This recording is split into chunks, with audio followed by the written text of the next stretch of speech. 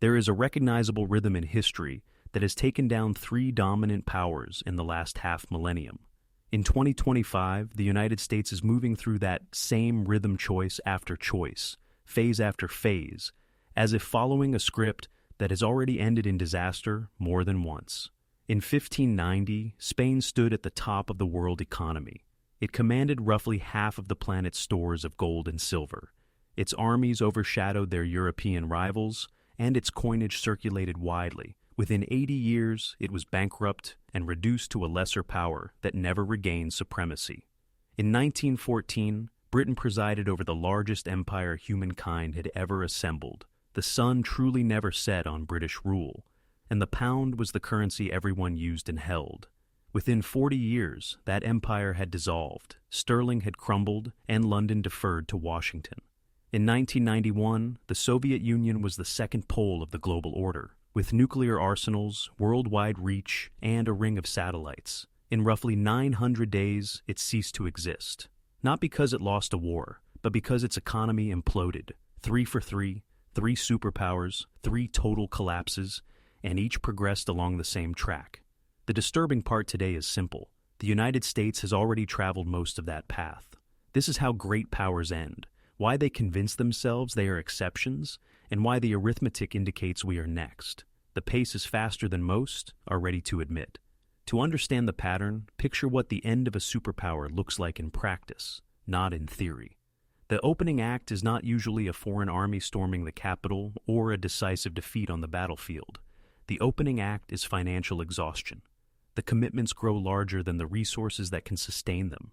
Bases scattered across something like 150 countries. Concurrent conflicts, guarantees that overrun capacity, and liabilities that keep compounding. At first, the decline is not obvious. The money still clears. The armed forces still win engagements. The government still makes promises. Below the surface, the beams are cracking. Capital is misallocated. Real production erodes. Talent departs. Then the slide quickens. Allies diversify their bets. Adversaries probe. Trading partners look for another unit of account. The prestige attached to the reserve currency begins to fade.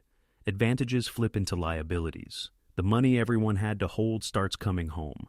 The global garrison becomes unpayable, and the assurances that once meant something turn into empty phrases. That sequence is not hypothetical.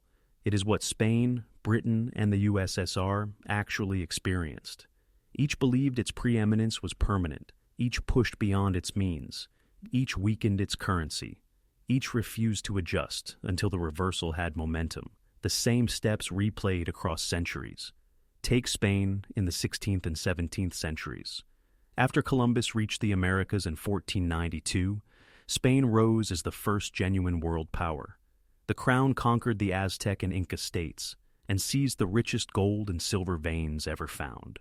By mid-century, Spanish galleons delivered roughly 200 tons of silver a year. By 1600, more than 400 tons. Spain effectively controlled Europe's monetary base. The Spanish real functioned much like universal money.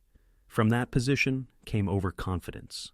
Philip VI, on the throne from 1556 to 1598, commanded vast resources and poured them into imperial projects. The early misstep was trying to hold everything at once. Spain fought the Ottomans in the Mediterranean, clashed with France and in Italy, tried to crush uprisings in the Netherlands, contested the seas with England, and ran campaigns in the Philippines and across the Americas. By 1580, the commitment spanned 4 continents. Roughly half of state revenue went to the military and still could not cover the outlays.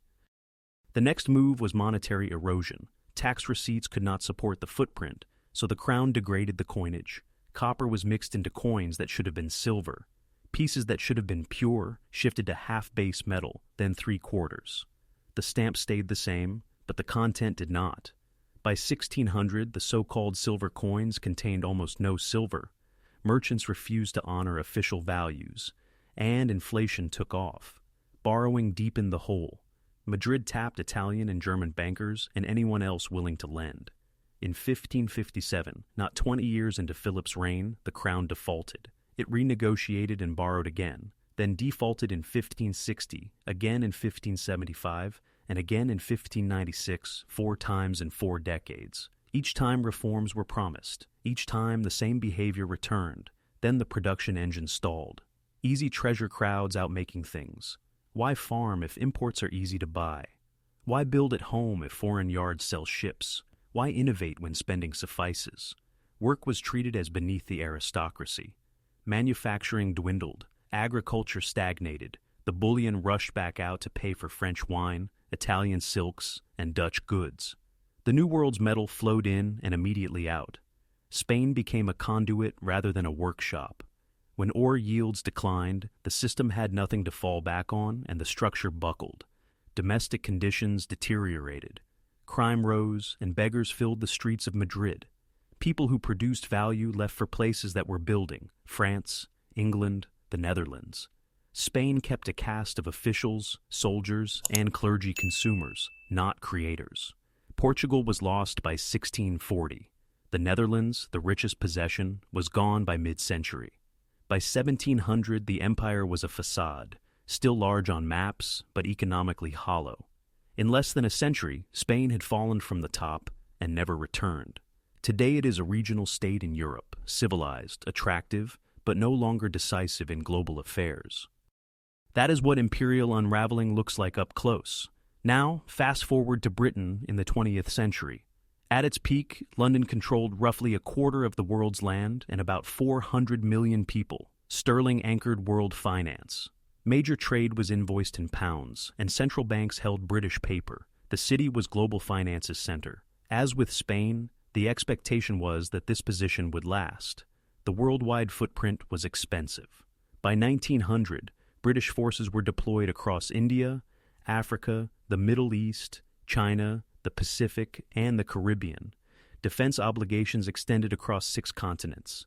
When Europe plunged into war in 1914, London could either stay out and watch the continent bleed or intervene and risk bankrupting the empire to prevail. It fought. The war cost more than $40 billion, about $1 trillion in today's money. Britain borrowed heavily, particularly from the United States. By 1918, it owed Washington billions. The old creditor had become a debtor. The war was won. The empire remained. Recovery was expected and did not arrive. Money was the next problem. Sterling was supposed to be gold-backed, but the war depleted bullion. The Bank of England shipped gold to the U.S. to pay for food, munitions, and supplies. By 1920, reserves were roughly half their 1914 level. In 1925, London restored the pre-war gold parity anyway. The pound was too strong, which priced British goods out of world markets. Manufacturing slipped, unemployment rose, and interest rates had to stay elevated to defend the currency, choking the domestic economy. By 1931, the defense failed, Britain left gold, and the pound dropped around a quarter in a single move. The reserve currency confessed it could not honor its commitment. The debts never truly healed, and then a Second World War began. Another $120 billion in costs followed, underwritten in large part by the United States.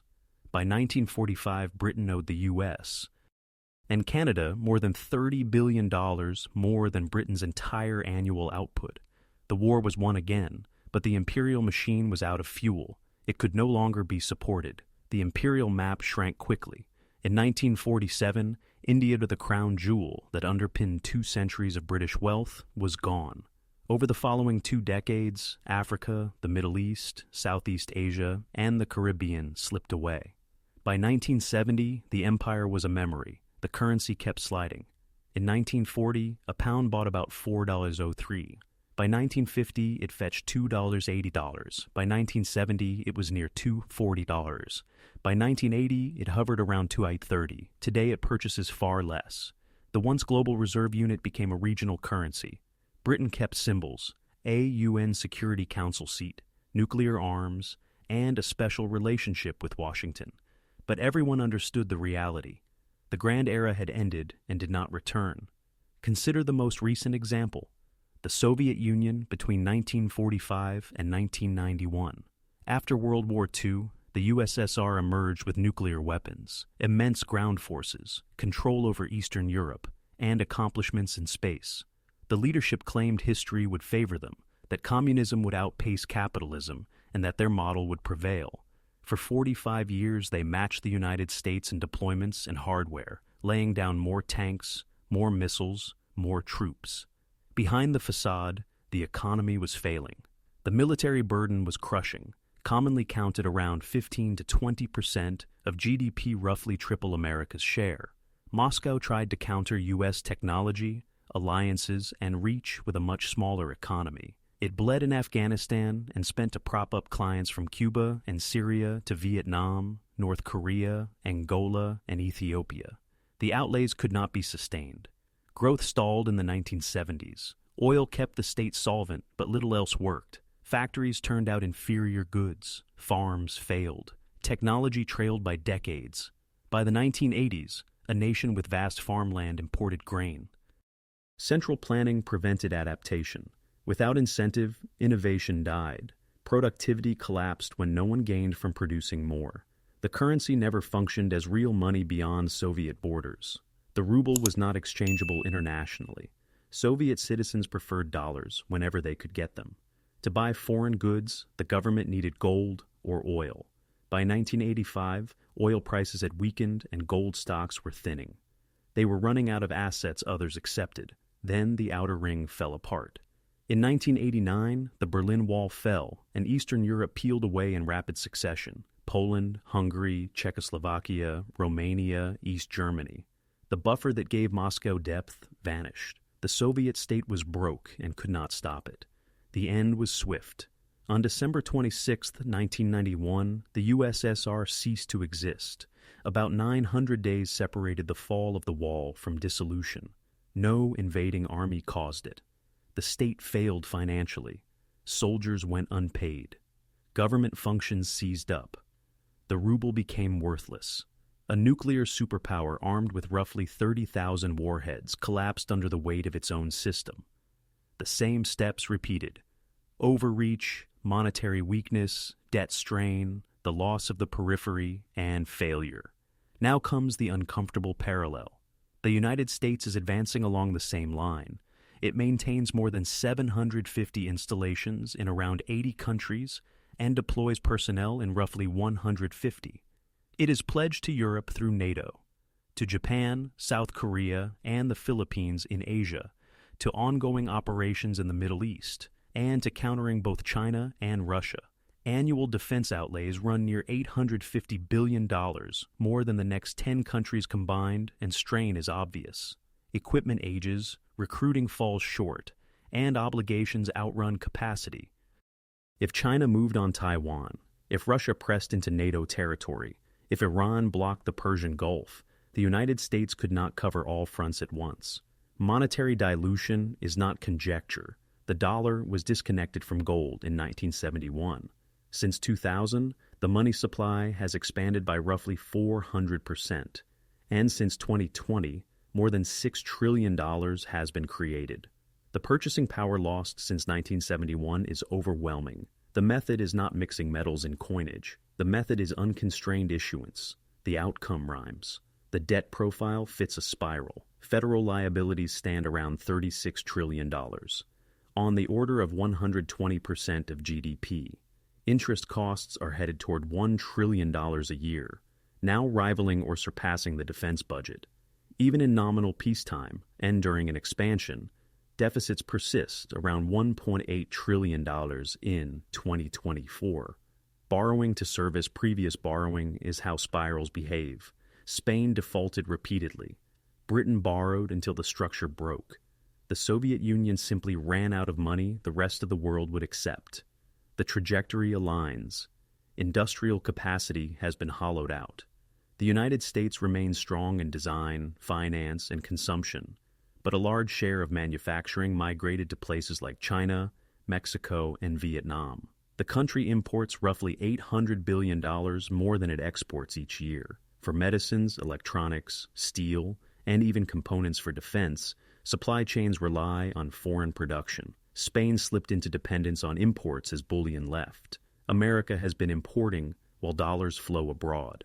When the flow that props up this arrangement slows, the fragility shows. Social cohesion is weakening. Public trust in institutions has sunk to historic lows. Many cities struggle with crime. Homelessness spreads. Overdoses claim about 100,000 lives annually. A share of the most capable people are opting out or moving away. Births are falling. Political paralysis is chronic. We do not agree, we do not repair, and we do not build. The indicators are everywhere, even as many insist everything is fine. It is not. That puts the United States most of the way through the sequence. The Soviet Union reached this point before it broke apart. Britain did as well. Spain took longer, but did not escape the logic. What lies ahead is the loss of reserve currency privilege. That is when partners diversify their holdings. Trade starts clearing in other units, and dollars come home because fewer entities feel the need to hold them. Signals are visible, a loose coalition of countries exploring alternatives, central banks adding gold, China and Russia settling transactions in yuan and rubles, and Saudi Arabia accepting yuan for oil. The fissures exist. As dollar preference wanes, portfolios that once reflexively concentrated in U.S. assets begin to tilt toward alternatives, not because allies have turned hostile overnight, but because prudence tells them to balance exposures. Settlement systems that used to default to the greenback begin experimenting with other rails and bilateral terms, a gradual substitution that compounds over time. The result is not a headline event, but a steady redistribution of demand. Fewer foreign bidders at the margin for new issuance, more hedging against currency swings, more effort to shorten duration and reduce vulnerability. When those behaviors scale across treasuries, commodities, and cross-border invoices, the privilege that quietly lowered America's funding costs and lifted consumption begins to erode. That erosion does not look dramatic in a single quarter. It shows up as incremental shifts that accumulate basis points here, a basis there, a preference change that becomes habit. By the time the pattern is obvious, the incentives that supported the old order have already moved on. The structure repeats across eras: overreach, monetary strain, indebtedness, erosion of. After that comes a break rather than a glide path. The Soviet state disappeared in about 900 days. Britain shed an empire in 2 decades. Spain took more time. But once the money that anchors trade fails, debt piles become unserviceable, and global posture cannot be funded. The process does not politely slow down. It snaps. Every power that believed not here learned the same lesson. Yes, here. The signature of these endings is not theatrical collapse on day one, but mounting stresses that finally exceed thresholds and trigger forced adjustments. Liquidity thins, spreads widen, rollover windows shorten, and institutions that looked sturdy under old assumptions discover balance sheets were calibrated to yesterday's conditions. Policy responses arrive, pledges, facilities, coordination. But when the anchor is gone, assurance cannot substitute for cash flows.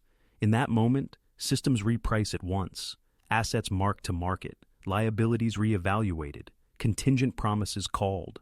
The break reads as inevitability only in hindsight. Before it, leaders frame the slide as manageable and temporary. Then the boundary is crossed, and the long list of small compromises hardens into a verdict. The speed surprises those who trusted momentum. The substance is the same in each case. Foundations give way, and whatever rested on them drops to its new level. The structure repeats across eras: overreach, monetary strain, indebtedness, erosion of capacity, and the abrupt reckoning that follows. The structure repeats across eras: overreach, monetary strain, indebtedness. In each example, Spain, Britain, the USSR, the leadership believed their story was special. They believed the constraints did not apply. Each proved wrong. We are telling ourselves similar things: that technology changes the rules, that the dollar immunizes us, that American exceptionalism overrides arithmetic. The pattern is indifferent to pride. The limits are numerical. You cannot spend beyond capacity indefinitely. You cannot support a worldwide posture without a healthy base of production. You cannot keep lowering money's quality and expect no bill to arrive. Once the first 5 conditions exist, the last 2 tend to follow. The variable is time, perhaps 10 years, perhaps 5, perhaps less. The logic of the pattern points toward a break. When it happens, it will be swift to currency shock, that triggers a debt crisis that triggers a political breakdown. Overnight, the superpower becomes a warning. The reserve unit turns into a regional currency, and the empire becomes a chapter in history. The script has played through 3 times. It indicates we are next. Confidence in special rules is persuasive while the wind is at your back. Innovations compound, markets reward risk, and the flagship currency buys time by attracting savings from abroad. But arithmetic is unmoved by narrative. If outlays repeatedly exceed receipts, if leverage climbs faster than the underlying economy, if dilution substitutes for reform, the totals still have to reconcile. Calling a problem managed does not erase it when maturities arrive and coupons are due. Likewise, dispersing production to the cheapest supplier lowers prices until dependency becomes a constraint in its own right. The mechanisms that extended the cycle, financial engineering, optimistic projections, and the habit of smoothing over volatility, mask stress until the masking stops working. When the accounting can no longer be deferred, what remains is the same set of limits that applied to predecessors who were equally certain they would be spared. The story is persuasive. The sums decide. The structure repeats across eras. Overreach, monetary strain, indebtedness, erosion of capacity, and the abrupt reckoning that follows. The structure repeats across eras. Overreach, MUN. Since 2020, the accelerator has been pressed. More issuance, more borrowing, more commitments, deeper industrial erosion, and sharper social fracture. This is no longer a slow walk. The endpoint is visible if you know what you are looking at. Perhaps the United States will accomplish what Spain, Britain, and the USSR did not: reform, rebuild, and regain footing. Perhaps the present really will prove different. The pattern suggests otherwise. The numbers suggest otherwise. And history, which has watched this same chain repeat, suggests the lesson is coming the hard way. If this has clarified where we stand in the sequence, subscribe, because when the last 2 phases arrive, you will want to understand what happened and why. The answers are not hidden in the future. They were written in the past. I will point you to them. The last few years compressed trends that normally take decades. Policy shocks arrived closer together. Buffers were drawn down, and institutions took on missions well beyond their original scope. That compression left little room to reset before the next round began.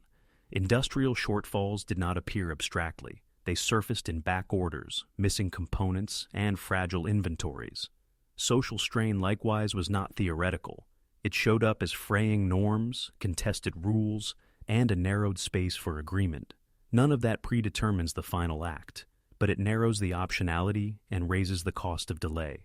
The practical implication is clarity about sequence and timing. When the warning signs are cumulative and widely observable, the prudent response is preparation, not denial. The arithmetic has not changed, only the calendar has gotten tighter. The structure repeats across eras: overreach, monetary strain, indebtedness, erosion of capacity, and the abrupt reckoning that follows. The structure repeats across eras: overreach, monetary strain, indebtedness, erosion of capacity, and the abrupt reckoning that follows. The structure repeats across